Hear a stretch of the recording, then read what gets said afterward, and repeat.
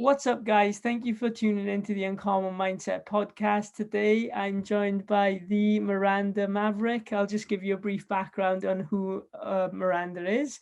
Miranda is an American mixed martial artist who competes in the flyweight division of the UFC. She also competed in the flyweight division of the Invicta Fighting Championships too.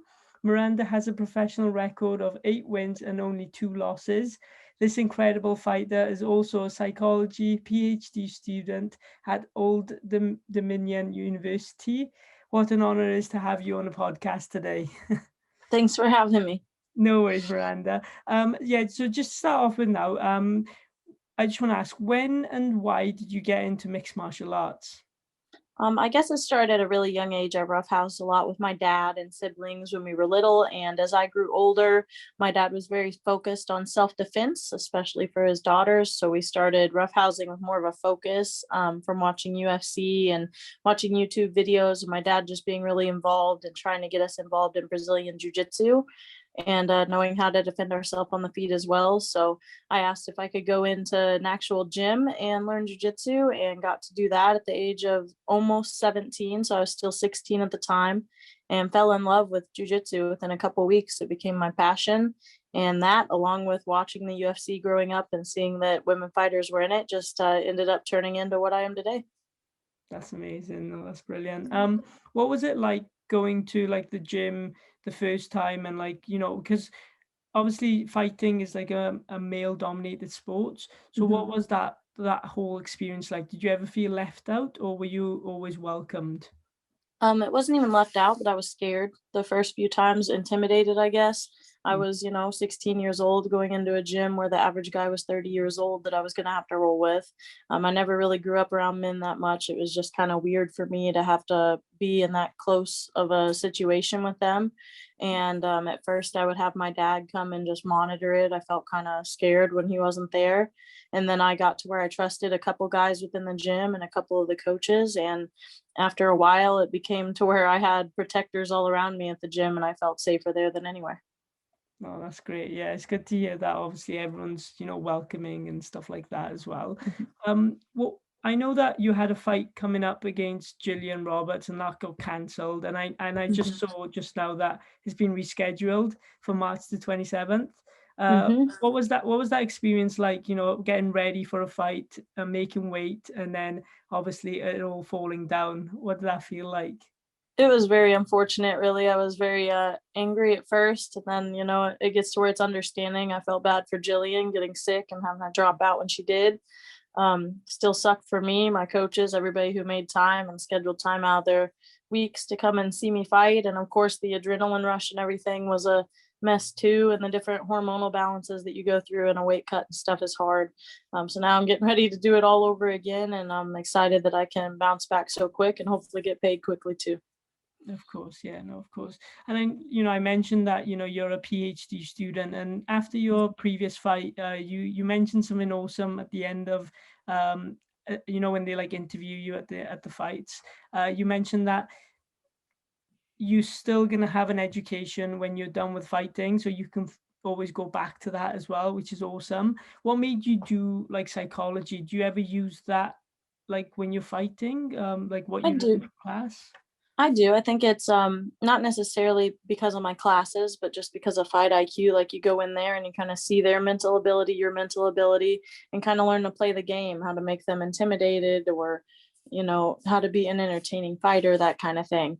But I got into psychology as a result of just being really interested in how people think and the different behavioral characteristics that people have from both nature and nurture side of things. And I also like business, and I didn't like clinical psychology. A lot of people try to go into that all the time. There's not really many job openings for it, and you don't really get paid that much on average. So I went into one where, one, I would get paid, two, it had a high job outlook, and three, that I would really enjoy. So I went into industrial psychology, which is basically statistics for businesses, looking at the how the organization runs and being able to make them better by analyzing employees and their own outcomes to measure like cost and risk analyses, tests for getting better people hired, that kind of thing. Awesome. Yeah, no, that's brilliant. How do you balance the two, being a professional fighter and doing a PhD, which is the highest level of education, basically? How do you balance that? It's hard, but I have this little scheduler right here that I use per week and write down, every 30 minutes I have something that I write down a little slot in. And the only thing I regret is sometimes I double book myself, which many interviewers and et cetera have been a victim of, unfortunately. But I try my best to keep everything straight. And of course, prioritizing is a big thing too. No, that's yeah, no. I know that you're a busy person, so thank you for actually doing this podcast. What are your goals now? I know that you've got the fight with Gillian. Let's say, for example, hopefully, if you win that fight, what's next for you after that? What are you looking at? My guess is I'll have a top 15 girl. I plan on making that the case after this fight. Just keep working my way up that ladder. I'm not too worried about getting to the title right away.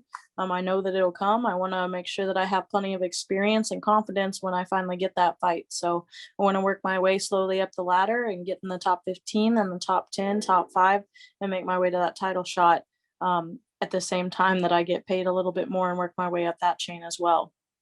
So that's the plans there. And then, of course, getting school one notch at a time, too. I should have my master's degree hopefully by this summer, and then working my way towards finishing my PhD as well. Incredible, amazing. What would you say has been your biggest achievement so far? Getting into the UFC as a whole. It was always my dream to get there, and now my dreams keep rising as I meet those dreams. At first it was I want to be Invicta, then it was I want to be the Invicta champ. That never happened, but I feel like I was right there. I was getting ready to fight for that title when the UFC called me.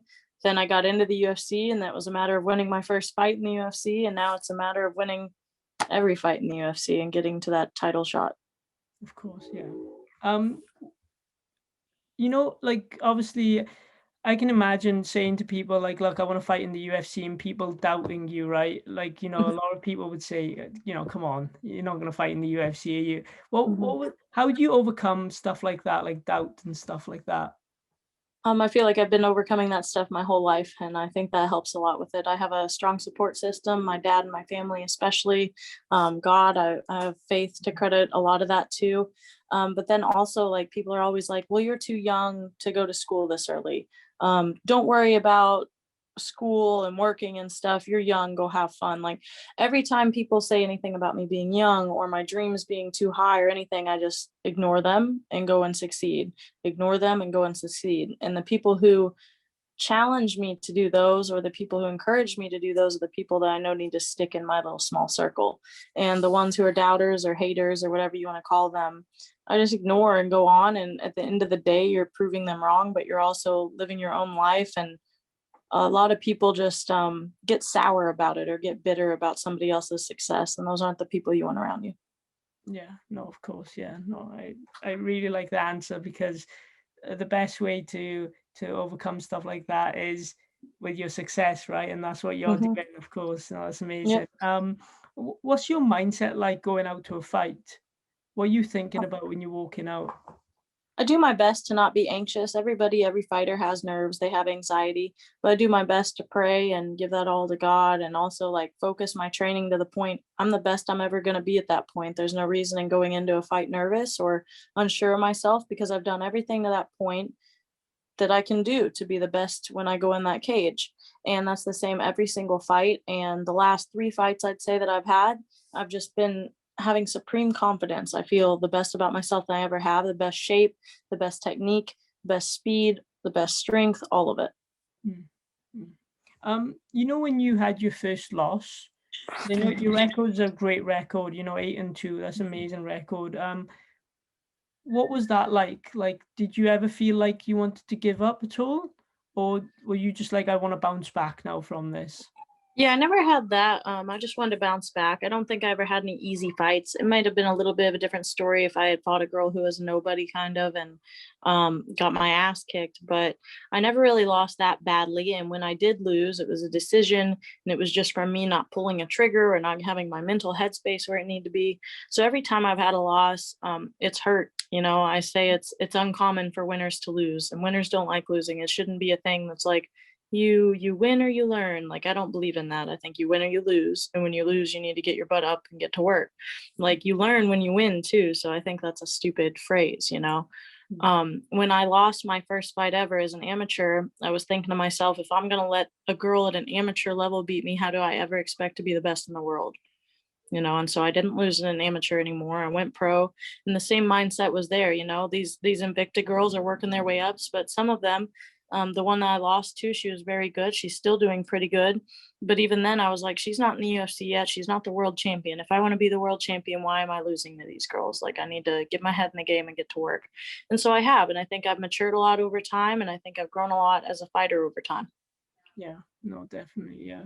I I think that's what kind of differentiates you from most of the fighters. Like, a lot of fighters, all they do is fight, right? They don't, or they just go home and play video games and watch movies and stuff. But you're there actually grinding and like doing a PhD, which is kind of crazy.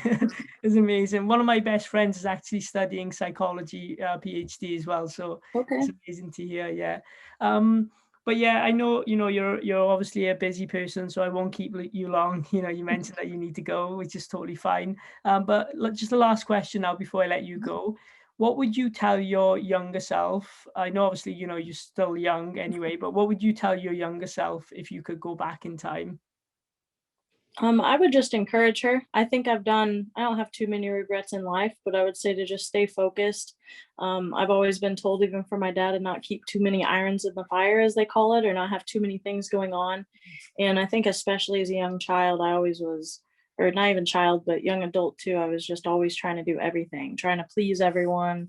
Had friends that would ask me to do this, ask me to do that, and I had a really hard time saying no for a long time. And I would have went back in time and slapped myself in the head for that, and stayed focused on what I needed to do. And it really didn't hurt me that bad for now or the future, but just little moments that were wasted that I could have made more advantage of my time. No, of course, yeah, no. Thank you so much, Miranda. I really honestly appreciate your time. I look so forward to the fight, the March the 27th. The card is incredible card, It so is. yeah, it's crazy. And I really like Gillian as well and her team and Dean Thomas and Jose. Mhm. I really like them as well. So it'll be nice to see both of you go to war. So that's amazing. Yeah, thank you so much. And Thank you. I'm not going to say good luck because I think that obviously I'm just going to say be great. Thank you very much. I No, appreciate it. thank you.